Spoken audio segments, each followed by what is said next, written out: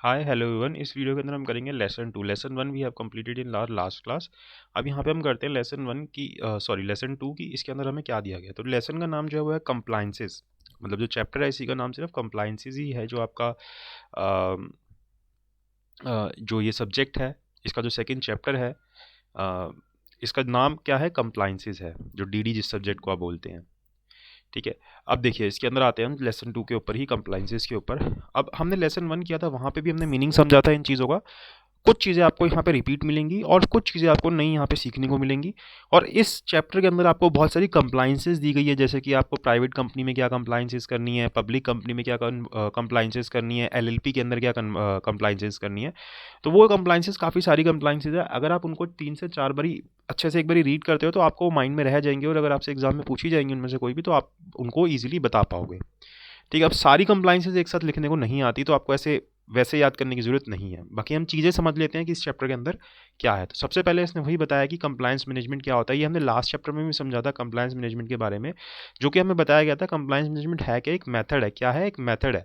ये क्या, किस चीज़, क्या करता क्या है कंप्लायंस मैनेजमेंट। तो जो हमारा पूरा कंप्लायंस का प्रोसेस होता है ना, कि हम कैसे अपनी कंप्लायंस करेंगे कि भाई ये चीज़ होनी है तो इतनी डेट को होनी है, तो ये जो जो भी चीज़ें होनी है वो हम किसके थ्रू करते हैं, कंप्लायंस मैनेजमेंट के थ्रू करते हैं। That how we are managing our compliances. कि भाई मुझे पता है कि महीने की 10 तारीख को मेरी ये वाली रिटर्न जानी है, 20 तारीख को ये रिटर्न जानी है, 15 को मुझे ये करना है, मुझे ये फाइलिंग करनी है, ये चीज़ करनी है, मुझे ये सारी चीज़ें पता है। बट मैं उसको उनको कैसे मैनेज कर रहा हूँ, वो क्या है, मेरा कंप्लायंस मैनेजमेंट है। तो कंप्लायंस मैनेजमेंट क्या है, मेथड है कि मैं कैसे अपनी कंप्लायंसेस को कर रहा हूँ। तो ये जो मेरा पूरा कंप्लायंस का प्रोसेस है कि मैं अपनी 10 वाली 10 को रिटर्न फाइल कर रहा हूँ, 15 वाली 15 को कर रहा हूँ, 20 वाली 20 को कर रहा हूँ, मेरे को गवर्नमेंट को रिपोर्टिंग करनी थी, मैं रिपोर्टिंग कितनी तारीख को कर रहा हूँ। तो ये जो पूरा प्रोसेस है, जिस तरीके से मैं कर रहा हूँ, उसी को हम क्या बोल रहे हैं, कंप्लायंस मैनेजमेंट बोल रहे हैं। तो कंप्लायंस मैनेजमेंट क्या है, is a method by which corporate यानी कंपनीज जो होती हैं, कॉर्पोरेट जो होते हैं, मैनेज करते हैं अपने पूरे कंप्लायंस प्रोसेस को। इसी को हम क्या बोलते हैं, कंप्लायंस मैनेजमेंट बोलते हैं। इसके अंदर आपका कंप्लायंस प्रोग्राम आ जाता है। कंप्लायंस प्रोग्राम यानी कि आपने क्या पॉलिसीज एंड प्रोसीजर बना रखी हैं अपनी कंप्लायंसेस के लिए। कंप्लायंस ऑडिट आ जाता है कि आप इंडिपेंडेंटली कैसे चेक कर रहे हो कि आपकी कंप्लायंसेस हो रही हैं या नहीं हो रही हैं, जिसके अंदर अभी हम सेक्रेटरियल ऑडिट भी अलग से सीखते हैं। देन आपकी कंप्लायंस रिपोर्टिंग आ जाती है कि आप रिपोर्ट कर रहे हो उस व्यक्ति को, जिसको पता होना चाहिए कि हमारी कंप्लायंस हुई है या नहीं हुई है, ताकि वो एडिक्वेट स्टेप्स ले सके। तो ये सारी चीज़ें आपकी कंप्लायंस मैनेजमेंट के अंदर इंक्लूड हो जाती है। तो एक तरीके से ये क्या है, आप इस कंप्लायंस मैनेजमेंट को कंप्लायंस सोल्यूशन भी बोल सकते हो कि भाई आपके कंप्लायंस का क्या सोल्यूशन है, कंप्लायंस मैनेजमेंट कर लो तो आपका कंप्लायंस सोल्यूशन हो जाएगा, आप अपनी सारी कंप्लायंसेस कर पाओगे। ठीक है। तो ऐसा कोई बना बनाया स्ट्रक्चर नहीं मिलता है, आपको बनाना ही पड़ता है। कंप्लायंस मैनेजमेंट एक आपको चीज़ बनानी पड़ती है कि आप इस तरीके से अपनी कंप्लायंसेस करोगे, तो ये आपके कंप्लायंस का सोल्यूशन है कि कैसे मेरे को इतनी सारी कंप्लायंसेस करनी है, कैसे मैं उसको करूँगा। तो I will do it through compliance management. अब ये दोनों चीज़ें जो है आपको साथ में करनी पड़ती हैं। Compliance management together with secretarial audit is the routine tool for effective governance. तो अगर आपको इफेक्टिव गवर्नेंस करनी है तो आपको किसके साथ करनी पड़ती है, compliance management together with secretarial audit आपको ये करनी पड़ती है अगर आपको इफेक्टिव गवर्नेंस करनी है। तो यही चीज़ हमें यहाँ बताइए कि जो कंप्लायंस मैनेजमेंट होता है, जब हम कंप्लायंस मैनेजमेंट करते हैं, is to be built into the corporate system to avoid non compliance. कि भाई हम कंप्लायंस मैनेजमेंट क्यों कर रहे हैं, ताकि हमारी कोई नॉन कंप्लायंसेस ना हो। जो चीज़ जिस डेट पे होनी है वो हमारी उस दिन उस वक्त हमारी लॉ के हिसाब से हम उस चीज़ को फुलफिल कर दें। और जो सेक्रेटरियल ऑडिट होता है is carried out on periodical basis. ये पीरियोडिकल बेसिस पे होता है, भाई मंथली कर लो आप इसको, क्वार्टरली कर लो, ईयरली कर लो, बट जनरली ईयरली किया जाता है जिसको, by an independent professional. And who is this independent professional, CS is a independent professional here. PCS ये काम करते हैं to check the effectiveness of the controls within the organization and report that how the organization is complying with the statutory requirements। तो ये independent professionals होते हैं जो आके चेक करते हैं कि ये जो कंप्लायंस मैनेजमेंट है, यानी कि जिसके थ्रू ये अपनी कंप्लायंसेस कर रहे हैं, लॉ को फुलफिल कर रहे हैं, क्या वो इफेक्टिव है या नहीं है ऑर्गेनाइजेशन के अंदर। तो उसको जो चेक करना है, तो ये उसको हम क्या बोल देते हैं, सेक्रेटरियल ऑडिट बोल देते हैं। तो ये दोनों चीज़ें आपकी एक साथ होनी चाहिए, compliance management plus secretarial audit, तभी आपकी इफेक्टिव गवर्नेंस हो पाएगी। तो यहाँ पे भी ये यही बता रहा है कि जो सीएस होते हैं वो वाइटल रोल प्ले करते हैं इन दोनों ही काम के अंदर, क्योंकि वो कंप्लायंस ऑफिसर और केएमपी होते हैं एंटिटी के अंदर। तो ये मेन काम इनका होता है, तभी आपको ये सब्जेक्ट पढ़ाया जा रहा है। ठीक है। यहाँ तक आई होप आपको एकदम क्लियर होगा। अब ज़रूरत क्या है कंप्लायंस मैनेजमेंट की, क्यों मैं अपनी ऑर्गेनाइजेशन के अंदर, अपने कॉर्पोरेट के अंदर कंप्लायंस मैनेजमेंट लेके आऊँ। तो हर एक कंपनी की जो नीड्स होती हैं वो लॉज एंड रेगुलेशंस के हिसाब से होती हैं। जैसे central government state government law बनाती है, मान लो कोई कंपनी है वो एक पर्टिकुलर मैटर के अंदर डील कर रही है, वो एक केमिकल बना रही है इस तरीके का, तो उस केमिकल के रिगार्डिंग हो सकता है सेंट्रल गवर्नमेंट ने कुछ लॉज बना रखे हो, तो वो लॉज आपको फुलफिल करने पड़ेंगे जो कि बाकी कंपनीज को नहीं करने पड़ेंगे। हो सकता है आप माइनिंग का काम कर रहे हो तो वहाँ पे स्टेट लॉ कोई बन रखा होगा माइनिंग के रिगार्डिंग, तो आपको फुलफिल करना पड़ेगा, आपको उसको फॉलो करना पड़ेगा जो कि बाकी कंपनीज को नहीं करना। तो हर एक कंपनी को फॉलो करने पड़ते हैं लॉज रेगुलेशंस जो कि सेंट्रल या स्टेट गवर्नमेंट बनाती है, या जैसे लोकल गवर्नमेंट बनाती है, या कोई रेगुलेटर्स बना देते हैं। अब अगर कोई टेलीकम्युनिकेशन की कंपनी है तो उसको ट्राई के रेगुलेशंस फॉलो करने पड़ेंगे। अगर आप इंश्योरेंस रिलेटेड कंपनी है तो आपको एडा के रेगुलेशंस फुलफिल करने पड़ेंगे। तो जो आपका जो भी सेक्टर रेगुलेटर है उसकी भी जो आपको नीड्स हैं, जो उसने अपनी गाइडलाइंस दिया है, वो आपको फुलफिल करनी पड़ेंगी। आप लिस्टेड कंपनी है तो आपको सेबी एलओडीआर को फॉलो करना पड़ेगा, ठीक है। तो वो चीज़ हमें यहाँ पे फॉलो करनी पड़ती है कंपनी को फ्रॉम टाइम टू टाइम। तो corporate compliance is an ongoing process. अब ऐसा नहीं कि आपने आज फुलफिल कर दिया तो बस आपका काम खत्म, this is an ongoing process. आपको डेली बेसिस पे ये काम करना पड़ेगा, ये होता रहेगा, लॉज चेंज होते रहते हैं। और लॉज भी जो अभी हैं अभी वो भी आपको बोलते हैं कि आपको मंथली ये चीज़ करनी है, ईयरली करनी है। So that means it is a ongoing process, आपको ये करते रहना है, ऐसा नहीं कि एक दिन का काम होता है ये, ठीक है। In every organisation top executive play significant role in complying with multiple rules and regulations under different laws. Many companies are adopting comprehensive compliance plans to address emerging regulatory paradigm, and those fails to address new regulations pay huge fines। तो अब company क्या करती है, compliance plans बना रही है कि हमें किस तरीके से कंप्लायंसेस करने हैं, अगर कोई लॉज चेंज हो रहे हैं तो उनको कैसे अडॉप्ट करना है। और जो नहीं करती उनको फिर बहुत फाइन्स पे करने पड़ते हैं, उनके ऊपर प्यूनिटिव रिस्ट्रिक्शंस लग जाती हैं, उनका काम रुक जाता है, शेयर होल्डर्स का कॉन्फिडेंस लूज हो जाता है उनके ऊपर से, उनके शेयर की वैल्यू कम हो जाती है, उनकी रेप्यूटेशन डैमेज होती है। तो ये सारे कॉन्सिक्वेंसेस ना फेस करने पड़े उसके लिए वो अपने कंप्लाइंस प्लान बनाते हैं, कॉम्प्रिहेंसिव कंप्लाइंस प्लान बनाते हैं कि वो सारी चीज़ों को पूरा करते रहें। Onerous responsibility to guide management for compliance with relevant laws cast upon the company secretaries. तो ये मेन रिस्पॉन्सिबिलिटी किसके ऊपर आती है, कंपनी सेक्रेटरीज के ऊपर। They have to advise companies to totally provide full timely and intelligible information. तो ये इन्हीं की ड्यूटी है कि ये कंपनी को पूरी इन्फॉर्मेशन दे, टाइमली इन्फॉर्मेशन दे और इंटेलिजिबल इन्फॉर्मेशन दे, ताकि कंपनीज जो हैं वो एनेबल हो सके, कंपनीज को पता चल सके कि उन्हें क्या करना है और वो इफेक्टिव कंप्लायंस मैनेजमेंट सिस्टम बना सके। तो इसके लिए जो कंपनी सेक्रेटरीज होते हैं वो इंश्योर करते हैं जो कंपनीज हैं adhere to necessary industry and governing regulations की, जो भी आपकी कंपनीज हैं वो क्या करें, अधेयर करें, फॉलो करें, जो भी उनकी इंडस्ट्री या गवर्नमेंट रेगुलेशंस हैं जो उस पर्टिकुलर कंपनी को करने हैं वो करते रहें। अगर कोई बिजनेस के अंदर, बिजनेस प्रोसेस के अंदर चेंज करना है तो वो चेंज इसी तरीके से हो कि जो लेजिस्लेटिव चेंजेस हैं उसके रिगार्डिंग वो लॉ के हिसाब से ही वो चेंजेस हों, अगर कोई चेंज हो रहे हैं तो। Realign resources to meet compliance deadlines, की आपने रिसोर्सेज इस तरीके से यूज़ करने हैं कि जो भी आपकी कंप्लायंस डेडलाइंस हैं उसके चलते ही वो सारे रिसोर्सेज उस तरीके से यूज़ हो रहे हों। React quickly and cost effectively if regulations changes, तो आपको और जल्द से जल्द रिएक्ट करना है अगर कोई लॉज चेंज हो रहे हैं, और कॉस्ट इफेक्टिवली करना है, ये नहीं कि आपको उसके चलते बहुत ज़्यादा कॉस्ट आ रही है। तो ये इंपॉर्टेंट है कि आप किस तरीके से मॉनिटर करेंगे, सक्सेसफुली मॉनिटर कैसे करेंगे कि आप जो रेगुलेशंस हैं उनको कंप्लायंस कर रहे हैं। तो उसके लिए सबसे पहले क्या होता है, एक तो assessed identify system that are non-compliant, so you need to identify that which system of your organisation is non compliant, कौन सा आपका ऐसा सिस्टम है जो कि कंप्लाइंसेस नहीं करता है। तो first you need to assess, you need to identify those system, ठीक है, अगर आपको सक्सेसफुली मॉनिटर करना है। Then second step what you need to do is to prioritise remedial action by effort, impact and issue severity. तो आपको क्या करना है कि प्रायोरिटाइज करना है कि किस नॉन कंप्लाइंस को मुझे पहले रेमेडी लेनी है, किसकी अगेंस्ट की, किसके अंदर मेरे ज़्यादा एफर्ट्स लगेंगे, किसका इम्पैक्ट मेरी ऑर्गेनाइजेशन पे ज़्यादा आएगा, कौन सी चीज़ ज़्यादा सीवियर कर देगी। तो उस हिसाब से आपको प्रायोरिटाइज करना है कि मुझे किस चीज़ के अंदर कौन सा स्टेप, रेमेडियल एक्शन जो है किसके अंदर पहले लेना है। रेमेडिएट यानी कि आपको quickly adhere to changes identified, और जो भी चेंजेस आइडेंटिफाई किए हैं उसके लिए आपको फटाफट से उसके ऊपर एडहियर करना है, उसको फॉलो करना है आपको।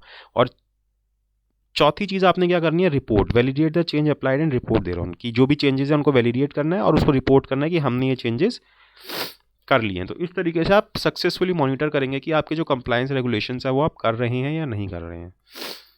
उसके बाद बेनिफिट्स क्या होते हैं, तो सिंपल सी बात है कि अगर आप लॉ को फॉलो करेंगे, अगर आप कॉर्पोरेट कंप्लाइंस मैनेजमेंट करेंगे, यानी कि अब आपकी सारी चीज़ें जो हैं टाइम पे फुलफिल हो जाएंगी, आप सारे लॉज को, स्टैच्यूज़ को, रेगुलेशंस को कंप्लाइंस करेंगे, तो इससे क्या होगा, आप अगर अच्छा कॉर्पोरेट कंप्लाइंस मैनेजमेंट बनाएंगे तो आप सारे के सारे लॉ को कंप्लाई करेंगे। आपको रियल टाइम स्टेटस पता चल जाएगा कि भाई क्या चीज़ है, क्योंकि आपके पास डैशबोर्ड होगा तो आपको पता होगा मैंने ये चीज़ कर रखी है, ये चीज़ नहीं कर रखी है, तो आपके पास रियल टाइम स्टेटस होगा चीज़ों का।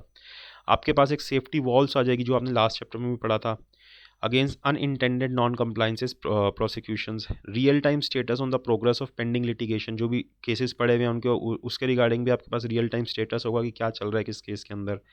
तो ये सारी आपको बेनिफिट्स होंगे, इम्प्रूव्ड ऑपरेशंस, हायर प्रोडक्टिविटी आ जाएगी, आपकी इमेज बेटर हो जाएगी, गुडविल बढ़ जाएगी कस्टमर्स के बीच में, एम्प्लॉय एंगेजमेंट बेटर हो जाएगा, क्रेडिबिलिटी इंक्रीज हो जाएगी आपकी, और आपको एक गुड कॉर्पोरेट सिटीजन के तौर पर रिकॉग्नाइज किया जाएगा।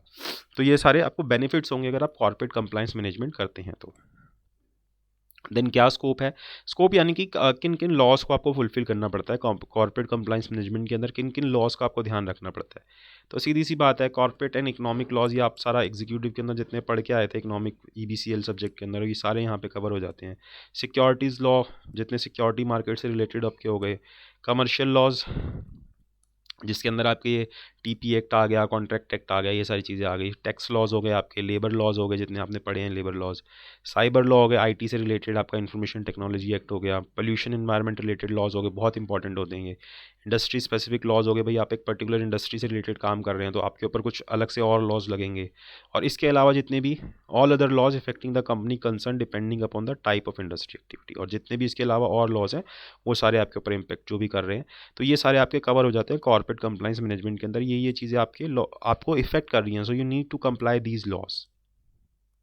तो इसने एक एक करके समझा रखा है, आप एक बार रीड करेंगे आपको समझ आ जाएगा। जैसे कि अगर आप कॉर्पोरेट एंड इकोनॉमिक लॉज के अंदर जाते हैं तो इसके अंदर आपके कंपनीज एक्ट आ जाते हैं, ठीक है, जो भी रूल्स रेगुलेशन बना रखे हैं।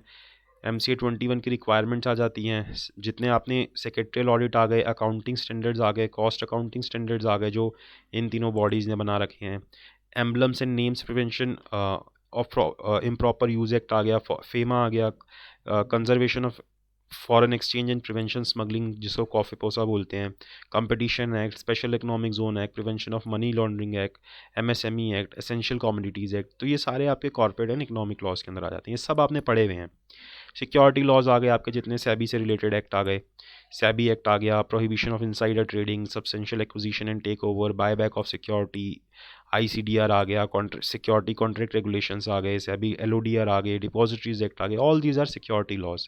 कमर्शियल लॉज के अंदर इंडियन कॉन्ट्रैक्ट एक्ट, TP आ गया, आर्बिट्रेशन आ गया, नेगोशिएबल इंस्ट्रूमेंट एक्ट आ गया, सेल्स ऑफ गुड्स एक्ट आ गया, इंटेलेक्चुअल प्रॉपर्टी राइट्स आ गए। इसी तरीके से फिस्कल लॉ के अंदर अगर आप देखो, टैक्स लॉ के अंदर तो इनकम टैक्स एक्ट आ गया, कस्टम एक्ट आ गया, GST आ गया, यही तीन है मेजर। तो लेबर लॉज आ गए, इसके बाद आपके कोड ऑफ वेजेस एक्ट, जो अब नए लेबर लॉज आए हैं, occupation safety health and working condition code, code on social security, industrial relation code, cyber laws, इसके अंदर आपके जितने टेक्नोलॉजी रिलेटेड लॉज आ गए, IT एक्ट आ गया, पोल्यूशन के अंदर air prevention control pollution, water prevention control pollution, environment protection act, public liability insurance act, national green tribunal act, ये सारे आपके इसके अंदर कवर हो गए जी। फिर इंडस्ट्री स्पेसिफिक, भाई आप इलेक्ट्रिसिटी कंपनी हो तो इलेक्ट्रिसिटी रिलेटेड लॉज आ गए, इंश्योरेंस से हो, बैंकिंग से हो, जिससे भी हो उसके ऊपर आपके पर्टिकुलर लॉज आप पे और लग जाएंगे।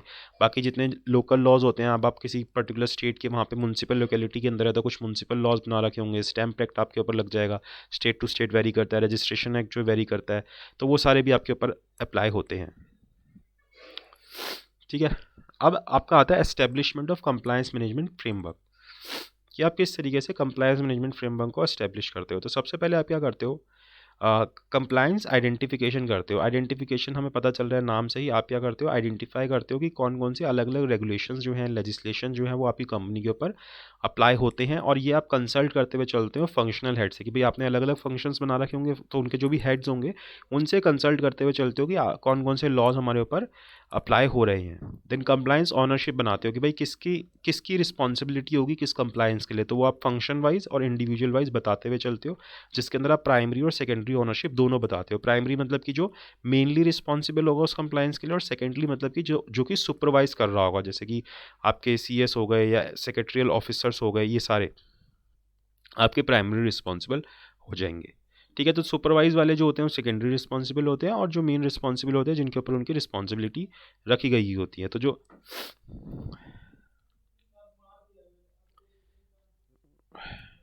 ये आपके हो गया, ठीक है। फिर उसके बाद आता है कंप्लायंस अवेयरनेस। कंप्लायंस अवेयरनेस यानी कि जो व्यक्ति जिस चीज़ के लिए रिस्पॉन्सिबल है, भाई ए व्यक्ति की अगर कोई रिस्पॉन्सिबिलिटी बनती है लॉ के हिसाब से, तो आप उसको बताओ, उसको अवेयर करो उस चीज़ के लिए। तो उसी को हम बोल रहे हैं कंप्लायंस अवेयरनेस। यानी कि आप क्या कर रहे हो, establishment of legal compliance management and creation of awareness of various legal compliances among those responsible. कि भाई मैं रिस्पॉन्सिबल हूँ और मुझे पता ही नहीं कि मैं इस चीज़ के लिए रिस्पॉन्सिबल हूँ, तो वो कंप्लायंस कभी होगी ही नहीं। तो यहाँ पर मुझे क्या करना है, अवेयरनेस डेवलप करनी है कि जिसकी जो रिस्पॉन्सिबिलिटी है उसको पता चले कि भाई ये आपकी कंप्लायंस बनती है। देन आपको कंप्लायंस रिपोर्टिंग करनी है कि क्या स्टेटस है, आपने कंप्लाइंस हुई या कंप्लाइंस नहीं हुई। तो जो भी कंसर्न व्यक्ति है उस तक आपको ये पहुंचाना है, ताकि उसके अंदर वो एडुकेट एक्शन ले सके, उसको पता चल सके कि किसके कारण नहीं हुई, क्या रीज़न था या क्या हुआ। तो वो सारी चीज़ें उसके अंदर कर सके। And then reported periodically in management information system. और आप जो आपका मैनेजमेंट इन्फॉर्मेशन सिस्टम है उसके अंदर आपको ये सारी चीज़ें पीरियोडिकली रिपोर्ट करनी है, ताकि पूरे के पूरे आपके सिस्टम को पता चल सके कि कहाँ पे कंप्लाइंसेज हो रही हैं और कहाँ पे कंप्लाइंसेज नहीं हो रही हैं। तो ये आपका क्या है कि आप कंप्लायंस मैनेजमेंट फ्रेमवर्क को एस्टेब्लिश करते हैं इन 4 स्टेप्स के थ्रू। तो वही इसने यहाँ बताए हैं, compliance identification, compliance ownership, compliance awareness, compliance reporting and periodic compliance MIS। तो यहाँ तक क्लियर 5 स्टेप ये वाले। देन आता है process of corporate compliance reporting, कि आप किस तरीके से कॉर्पोरेट कंप्लायंस रिपोर्टिंग करते हैं। तो ये एक स्टेप नहीं है कि आप एक इंडिविजुअली कॉर्पोरेट कंप्लायंस रिपोर्टिंग कर दें। मतलब एक तरीके की रिपोर्टिंग, या रिपोर्टिंग यानी कि आप जो आपके स्टेक होल्डर्स हैं उन तक इन्फॉर्मेशन पहुंचा रहे हो। तो कौन इन्फॉर्मेशन पहुंचाएगा, जो आपके बोर्ड ऑफ डायरेक्टर्स है वो इन्फॉर्मेशन पहुंचाएंगे। बोर्ड ऑफ डायरेक्टर्स को कहाँ से इन्फॉर्मेशन मिलेगी, CS ला के इन्फॉर्मेशन देगा। तो उसके लिए कुछ स्टेप्स हैं जो हमें CCR के अंदर देखने पड़ते हैं। तो वो क्या है, क्या प्रोसेस है, एक तरीके से आप देख सकते हो। तो सबसे पहले क्या होता है कि identification of functional heads for reporting of laws applicable. तो सबसे पहले आप क्या करते हो, जो भी फंक्शनल हेड्स होते हैं उनको आइडेंटिफाई करते हो कि कौन कौन से फंक्शनल हेड्स हैं जो कि लॉ के हिसाब से जिनको रिपोर्टिंग करनी है। तो सबसे पहले आप क्या करते हो, फंक्शनल हेड्स को आइडेंटिफाई करते हो। फिर उसके बाद आप क्या करते हो, एक कंसोलिडेटेड रिपोर्ट बनाते हो, एक कंसोलिडेटेड रिपोर्ट बनाते हो by collection and classification of department wise information. आपने सारे डिपार्टमेंट से इन्फॉर्मेशन इकट्ठी करी, अब उसकी एक कंसोलिडेटेड पूरी मिला के एक रिपोर्ट बनाओगे। ठीक है। फिर क्या करोगे, कंफर्मेशन फ्रॉम फंक्शनल हेड्स। फिर सारे फंक्शनल हेड से आप क्या करोगे, कंफर्मेशन ले लोगे कि भाई हाँ देखो अब ये इन्फॉर्मेशन थी, इससे यही निकल रही है ना बात। तो आप क्या करोगे, कंफर्मेशन ले लोगे। एंड फाइनली फिर CCR रिपोर्ट जो है वो बनाई जाएगी, किसके द्वारा, मैनेजिंग डायरेक्टर के द्वारा, और उसका सर्कुलेशन कर दिया जाएगा बोर्ड के बीच में as input receive from CS। तो ये इनपुट्स देगा, इसके बेसिस पे CCR रिपोर्ट बनाई जाएगी। तो इस तरीके से आपकी कॉर्पोरेट कंप्लायंस रिपोर्ट बनाई जाती है। ठीक है, यही चीज़ यहाँ पे इसने स्टेप वाइज समझा रखी है। फिर आपकी आती है एंटिटी वाइज कंप्लायंसेस। अब यहाँ पे आ जाता है एंटिटी आपकी किस तरीके की है। So it will depend that which type of entity you are and you need to do compliances as per that. अब अगर आप इनकॉर्पोरेशन पे बेसिस पे देखो तो स्टैट्यूटरी कंपनी होती है, रजिस्टर्ड कंपनी होती है, लिमिटेड लायबिलिटी होती है, अनलिमिटेड लायबिलिटी होती है, लिमिटेड बाय शेयर्स होती है, लिमिटेड बाय गारंटी होती है। तो काफ़ी सारी क्लासिफिकेशन होती है। NPO कंपनीज होती हैं, गवर्नमेंट कंपनीज होती है, फॉरेन कंपनीज होती है। तो इस तरीके से डिपेंड करता है कि आपकी किस तरीके की कंपनी है, और उस बेसिस पे फिर आपको अपनी कंप्लायंसेस करनी होती है। ठीक है। अब जैसे अगर हम पर्टिकुलरली देखें, अब कंपनीज एक्ट के हिसाब से प्राइवेट कंपनीज को अगर हम देखें तो सबसे पहले इनकी क्या कंप्लायंस आती है, ये कंप्लायंसेस कोई आपको पढ़ाएगा उससे कोई फ़र्क नहीं पड़ेगा, ये आपने सब पढ़ा हुआ है। कंपनीज एक्ट आपने पूरा अच्छे से पढ़ा हुआ है, ये सारी कंप्लायंसेस पढ़ी हुई हैं। आपको ये जस्ट रीड करनी है 3-4 बारी, आपको ये याद रह जाएंगे। आपने LLP एक्ट भी पढ़ा हुआ है और कंपनीज एक्ट भी अच्छे से पढ़ा हुआ है। ठीक है। तो ये जस्ट फॉर अ रीड है, आप इसको एक बार अच्छे से रीड कीजिए, आपको याद रह जाएंगे। इसको अलग से पढ़ाने की कोई ज़रूरत है नहीं। जैसे कि मैं एग्जाम्पल के लिए बता देता हूँ, disclosure by a director of his interest, कि भाई अगर कोई डायरेक्टर का इंटरेस्ट इन्वॉल्व है तो वो उसको डायरेक्टर को बताना होता है। ये हमें सेक्शन 184 के अंदर बता रखा है, सब सेक्शन 1 के अंदर, और रूल 9 के अंदर बता रखा है। तो इसके लिए क्या जाता है, फॉर्म MBP 1 जाता है। फॉर्म नहीं भी आ जाते तो कोई बात नहीं, ये जो प्रैक्टिस करते हो पर्टिकुलरली जो इस फील्ड के अंदर प्रैक्टिस करेगा उसको ही अपने आप फॉर्म फिर याद रह जाएंगे। एग्ज़ाम में ऐसे ज़रूरी नहीं है कि आपको फॉर्म लिखने होंगे ये। तो देखो जैसे क्या यहाँ पे कंप्लाइंस होती है कि जो भी डायरेक्टर होगा, कोई भी डायरेक्टर होगा, जब भी फर्स्ट मीटिंग होगी बोर्ड की जिसके अंदर वो पार्टिसिपेट करेगा डायरेक्टर के तौर पर, and thereafter at the first meeting in every financial year, और जो भी हर एक फाइनेंशियल ईयर के अंदर पहली मीटिंग होगी बोर्ड ऑफ डायरेक्टर की, when ever there is any change in the disclosure already made, कि भाई उसने अगर कोई डिस्क्लोजर पहले से कर रखा था उसके अंदर कोई चेंज आता है, तो जो भी पहली बोर्ड मीटिंग होगी उस चेंज के बाद उसको उस मीटिंग के अंदर वो डिस्क्लोज करना होगा कि भाई मेरा ये इंटरेस्ट इन्वॉल्व है। ठीक है, जैसे अब इसके अंदर इलस्ट्रेशन दे रहा है, क्वेश्चन के तौर पर दे रहा है, mister Ram is a director and hold share in XYZ limited, director भी है और उसके शेयर्स भी हैं XYZ लिमिटेड के अंदर। He is also a share holder in ABC limited, और ABC लिमिटेड के अंदर भी उसके पास शेयर्स। तो यहाँ पे इसने ऑप्शन दिए, whether he will give MBP 1 to the board of XYZ limited, की जो XYZ लिमिटेड है इसके बोर्ड को क्या वो MBP 1 देगा, ये वाला जो MBP 1 है, और दूसरा वेदर MBP 1 विल ऑल्सो भी depict his share holding in ABC limited. तो आपका क्या यहाँ पे आंसर रहेगा, तो दिस इज कॉल्ड कंप्लाइंसेस। इस तरीके से आपको अपनी कंप्लाइंसेस करनी है कि आपको MBP 1 देना है, कब देना है, कौन देगा, तो ये आपकी प्राइवेट कंपनी का हो गया। इसी तरीके से जैसे आपका आता है डिस्क्वालिफिकेशन ऑफ डायरेक्टर्स, जो होता है जो हम पढ़ते हैं in detail section 164 sub section 2 के अंदर जो हमें दे रखा है, तो इसके अंदर फॉर्म जाता है आपका DIR 8 जाता है, तो जिसके अंदर हमें बता रखा है no person who is or has been director of a company which has not filed financial statement for continuous period of 3 financial years, या ये सारी चीज़ें, तो उसको ये इन्फॉर्म करना होता है कि भाई उसका डायरेक्टर जो है वो डिस्क्वालीफाइड है, या जितनी भी चीज़ें वो सारी आपको बतानी होती है। तो ये आपको एक बार रीड करना है, ये आपको सब पता है, you just need to read it once. Annual return के बारे में बता रखा है, placing of the annual return on the website, financial statements कि आपको फॉर्म AOC 4 जाता है, e form AOC 4 CFS, certification जो होती है रिटर्न की MGT 8 के अंदर होती है, बोर्ड रिपोर्ट जाती है आपकी, circulation of financial statement other relevant documents, तो ये सेक्शन 136 के अंदर दे रखा है कि सबको सर्कुलेट करना होता है। नोटिस ऑफ AGM जो है आपका कितने दिन पहले जाना चाहिए, कौन से सेक्रेटरियल स्टैंडर्ड को फॉलो करता है, ठीक है, तो वो सारी फुलफिलमेंट करनी होती है। तो ये सारी चीज़ें इसके अंदर होती हैं, तो ये just you need to read it once. Small companies के अंदर क्या होगा, पब्लिक कंपनीज़ के अंदर क्या होगा, 1% कंपनी में क्या होगा, तो ये चीज़ें दे रखी हैं। तो ये तो आपको बस रीड करनी है, बाकी आपका चैप्टर जो समझने वाला था वो आपका कंप्लीट हो गया। तो आई होप वीडियो आपको अच्छी लगी हो, तो प्लीज़ लाइक कीजिएगा, शेयर कीजिएगा एंड चैनल को सब्सक्राइब ज़रूर कीजिएगा। Thank you so much for watching this video.